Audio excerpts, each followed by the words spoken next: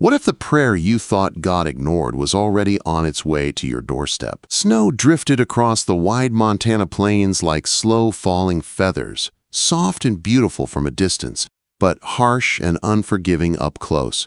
Clint Mallister stood on the porch of his ranch house, staring over the land that once brought him pride but now only reminded him of loss. The fences were falling apart, the barn roof sagged under layered snow, and half his cattle looked too thin to survive winter. Clint's breath formed clouds in the cold air as he removed his hat and pressed it against his chest. "Lord," he whispered, voice rough and tired, "I've done everything I know how. If you've got mercy left for this ranch, I sure could use it." The wind didn't answer. Lately, nothing did. Clint stepped back inside, closing the door against the storm. The warmth of the fire reached him, but the feeling never stayed.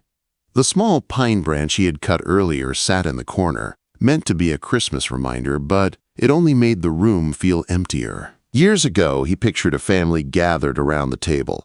A wife, children, a future. But life had taken those dreams and left him with silence. He had written for a mail-order bride months ago.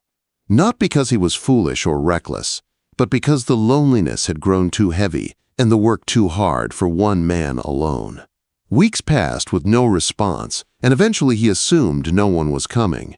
No one wanted a broke rancher with failing cattle and a past scarred by heartbreak. Just as he reached for another log to place on the fire, he heard wagon wheels outside. Clint paused, frowning. No one visited during a storm.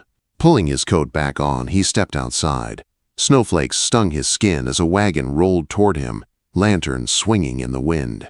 The horses pushed forward through deep drifts, steam rising from their bodies. The driver cupped his hands and shouted, "Delivery for Clint Mallister!" Clint walked forward, confused. "I didn't order anything." "Didn't say it was freight," the man replied, jumping down. "Got a passenger." Clint's chest tightened. "Passenger?" The driver lifted the canvas flap, and there, small, bundled in a shawl, cheeks red from cold, sat a young woman. Her eyes met his, nervous but steady. "Are you Mr. Clint Mallister?" she asked, voice shaking. Clint nodded slowly. She swallowed hard. "My name is Annie Whitmore. I'm your mail-order bride. If you'll still have me." For a moment, everything stopped. The wind, Clint's thoughts, even the ache in his chest. He hadn't expected her to come. Not now. Not during a storm. Not to a ranch falling apart. She lowered her gaze. "My train arrived early. Then the storm came. The station master arranged a ride this far. I didn't know where else to go." Clint finally found his voice. "You've traveled a long way." She nodded, gripping her small satchel tighter. "I hope I haven't made a mistake." Clint reached out a hand, slow and unsure. "No. You better come inside before we freeze." Annie's relief showed in her shaky exhale. He helped her down, her gloved hands small and cold in his. Inside the warm house, she moved toward the fire, hands trembling as she warmed them. Clint watched her, not sure what to say. She looked fragile, but something about her presence steadied the room, like hope easing its way back in. She finally spoke, voice soft. "Mr. Mallister." "Clint," he corrected gently. She nodded. "Clint, if you feel I made a mistake coming, I can find work in town. You don't need to keep me." Clint shook his head firmly. "Annie, you came all this way. Storm or no storm, you're welcome here." Her shoulders relaxed, and her eyes lifted with quiet gratitude. Morning came slow and pale, light stretching across snow-covered hills. Clint made tea, unsure how else to start a day with someone he barely knew. Annie sat across from him at the table, fingers wrapped around the warm cup. "Thank you," she murmured. Silence followed, not uncomfortable, just new. Finally, she said quietly, "I wasn't sure you'd go through with the marriage." Clint looked toward the frosted window. "I figured maybe the Lord decided I didn't need a wife after all." Annie lowered her eyes. "Sometimes God's timing feels late until we realize it was right." Quote. Before Clint could answer, a knock sounded at the door. Pastor Hale stepped inside, brushing snow from his coat. "Heard you've got a bride here," he said with a warm smile. Clint breathed out slowly and nodded. "If you're willing, we'd like to be married today." Annie's breath caught, but she didn't object. The ceremony was simple. Just vows, firelight, and winter wind pressing against the walls. When Annie placed her hand in Clint's, it trembled, but not from fear. From meaning. And when Clint spoke his vow, his voice cracked, not from weakness, but from something waking inside him. By the time the pastor left, they were husband and wife. Not strangers, not burdens, but a beginning neither expected, and both desperately needed. The next morning rose cold and quiet, the kind of winter chill that slipped through walls and bone. Clint woke early, stepping carefully so he wouldn't disturb Annie. She slept curled beneath the quilts, her soft breaths steady and peaceful. For the first time in a long while, the house didn't feel empty. He paused in the doorway, watching her just a moment longer before heading out into the cold. The wind bit at his skin as he crossed the yard toward the barn. He braced himself for what he feared he'd find. Winter had been cruel, and his herd had suffered more than most. When he pushed open the barn doors, the smell of straw and cold air hit him, but something else grabbed his attention first. A small calf lay still in the corner, its tiny chest rising and falling too slowly. Clint kneels beside it, jaw tightening. "Not again," he whispered. "Come on, little one. Hang on." The mother cow nudged the calf desperately, her low moans echoing through the barn. Clint ran a hand over the calf's icy fur. "Storm took the warmth right out of you," he muttered. Frustration burned in him. Frustration with the weather, with life, with himself. "I'm sorry." He didn't pray, not out loud, not fully, but deep down something inside him begged for help he wasn't sure would ever come. The barn door creaked again. "Clint." He turned. Annie stood wrapped in her shawl, snowflakes caught in her hair, cheeks flushed from the cold. "You shouldn't be out here," Clint said gently. "It's freezing." She stepped closer anyway. "Is the calf dying?" He nodded. "I've seen enough winters to know when there's nothing left to do." But Annie didn't step back. Instead, she knelt beside the calf. Her small hand rested on its neck. Not fearful, not hesitant, just gentle. Clint opened his mouth to warn her the calf was too cold to save, but stopped. Annie closed her eyes and whispered words soft and steady. Clint couldn't hear all of them, but he caught pieces. "Lord, breathe life. Protect what you created." At first, nothing changed. Then, slowly, almost impossibly, the calf stirred. Its ears twitched. Its small body shifted as a breath, deeper and stronger than before, lifted its chest. Clint blinked. No way. Within moments, the calf lifted its head. Annie opened her eyes, relief softening her features.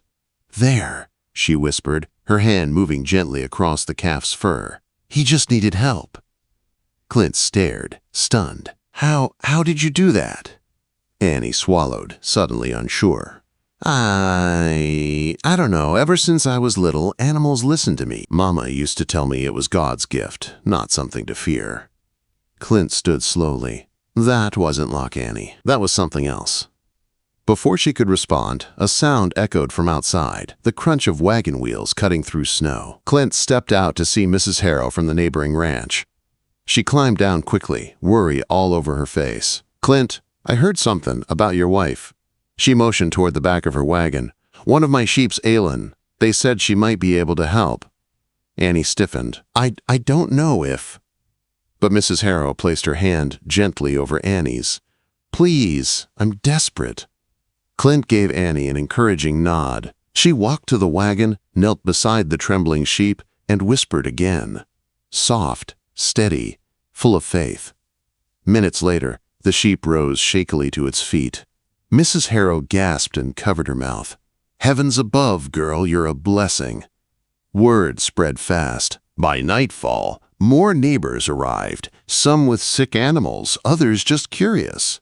Annie worked quietly, humbly, praying over every creature brought to her.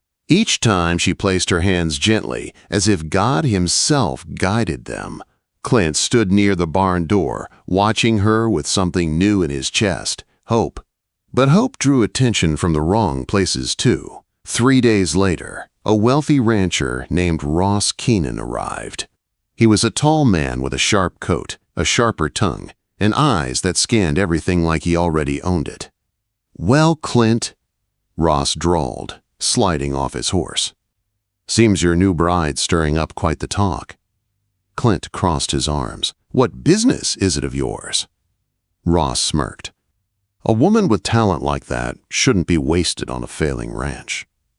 Before Clint could speak, Annie stepped forward with quiet strength. "It's not talent," she said. "It's prayer." Ross ignored her. "I'll make an offer, a year's pay in advance, if she works for me instead." Clint's jaw tightened. "She's my wife." Ross leaned closer, voice turning cold. "Men don't get to keep treasures they can't protect." Then he mounted his horse and rode off, leaving the threat hanging heavy in the winter air. Clint watched him disappear, fists clenched. Annie stood beside him, silent but steady. Clint finally spoke, voice low and honest. "Annie, I don't know what God's plan is, but I do know one thing." She turned toward him. "You are not leaving this ranch, not while I still draw breath." Annie's eyes softened, and for the first time since arriving, she didn't look uncertain. She looked home. And as the snow fell quietly around them, something stronger than fear took root between them, something patient, steady, and growing. Something like love. Wait, before we move on, what do you think about the story so far? Drop your thoughts in the comments. I'm really curious to know. The next weeks brought both peace and shadows. Winter held the land tight, but inside the ranch house, warmth began to grow. Annie moved through each day with grace, tending animals, cooking meals, and speaking small prayers over every corner of Clint's struggling ranch. Clint worked beside her, slowly letting down walls he once swore would never fall again. Some evenings they talked, softly, carefully, about hopes, faith, and fears. Other nights, they simply sat by the fire, sharing quiet instead of words. Their marriage was still new, still learning its shape, but something real and steady was forming, strong enough to stand against winter winds.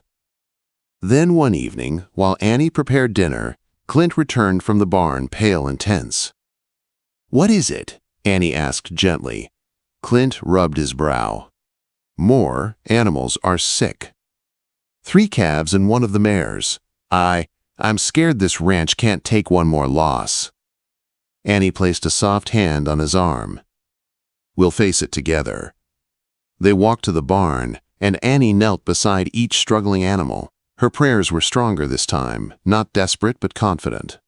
Clint watched her and felt something shift inside him. He believed again, not in luck, not in chance, but in God working through her.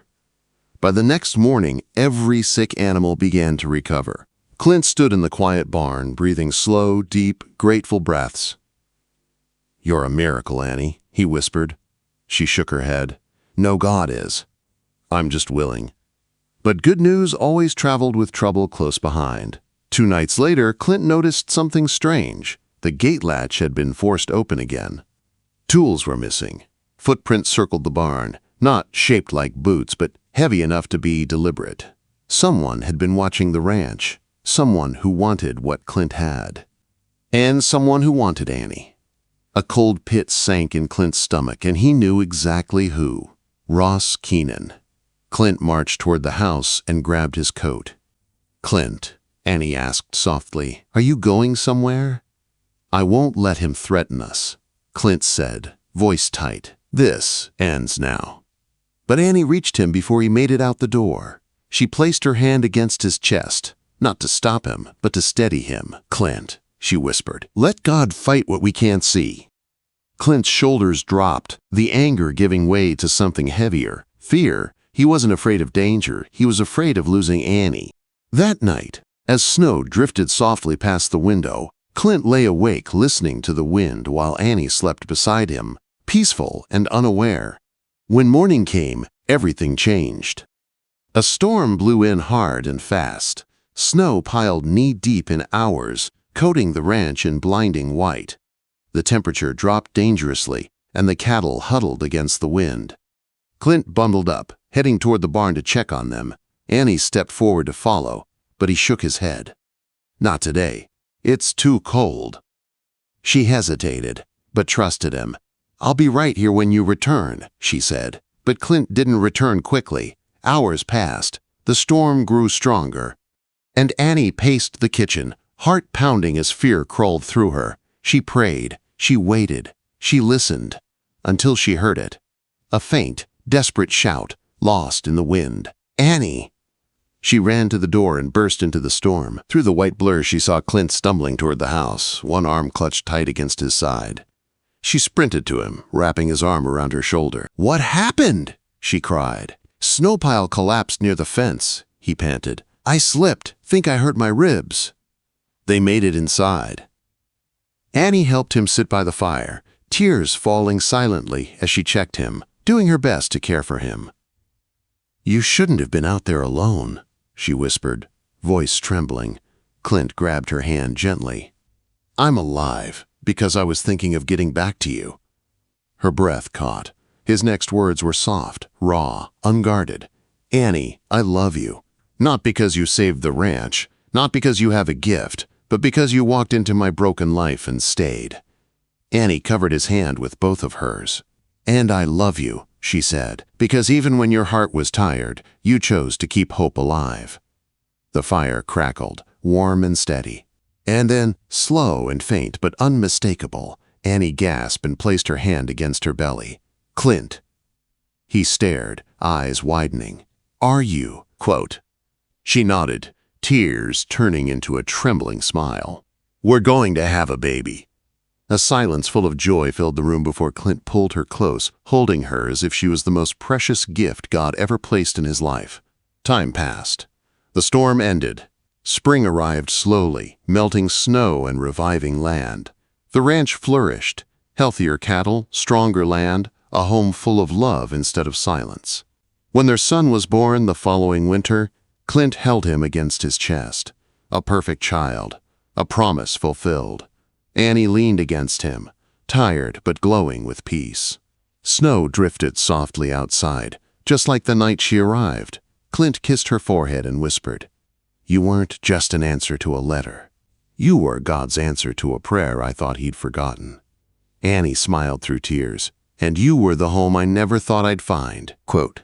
In the glow of firelight, with their newborn asleep beside them, Clint and Annie sat together, no longer strangers, no longer broken, but a family built on love, faith, and a miracle that began with a knock at the door on Christmas Eve. Their story wasn't perfect, but it was real, and it was theirs, forever.